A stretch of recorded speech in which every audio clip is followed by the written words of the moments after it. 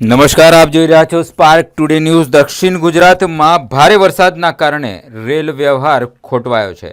જે ટ્રેનો કેન્સલ થઈ છે એ ટ્રેનોના યાત્રીઓ સુરત રેલવે સ્ટેશન પર રોકાયા છે। તે તમામ યાત્રીઓને સુરત રેલવે સ્ટેશન પર સિંધી સમાજ અને ગુરુદ્વારા પંજાબી સમાજ દ્વારા ખાવા પીવાની વ્યવસ્થા કરવામાં આવી છે। 2000 મુસાફરોને ખાવાની વ્યવસ્થા કરવામાં આવી છે। એક તરફ યાત્રીઓ હેરાન છે તો બીજી તરફ સંસ્થાવાળા સેવામાં આગળ આવી રહ્યા છે। સાથે રેલવે પોલીસ પણ મદદમાં જોડાઈ છે, જેમાં રેલવે ડી સ્ટાફની ટીમ, રેલવે એસઓજીની ટીમ પણ સેવામાં જોડાયેલી છે।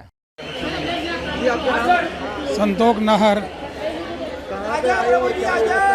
ये महावीर इंटरनेशनल मुख्य शाखा सूरत की तरफ से आए हैं और जो ये ट्रेनें कैंसिल हुई है और यात्रियों को परेशानी हो रही है वो देख के हम खाने के पैकेट और पानी की बोतल लेके आए। कितने आदमियों का लोगों का खाना बनाया है? ये करीब 3000 आदमी का खाना लाए हैं और 2000 बोतल पानी की लेके आए। आपका नाम? मुकेश भाई, कहाँ पे आए और क्या व्यवस्था करना है? हम सूरत रेलवे स्टेशन से आए हैं। हम लेशुरी आश्रम रामनगर गुरुद्वारे से आए। यहाँ पे हमने खाने की सुविधा, ट्रेन की रद्द होने की वजह से खाने की सुविधा, पानी की सुविधा की गई है हमारे गुरुद्वारे की तरफ से।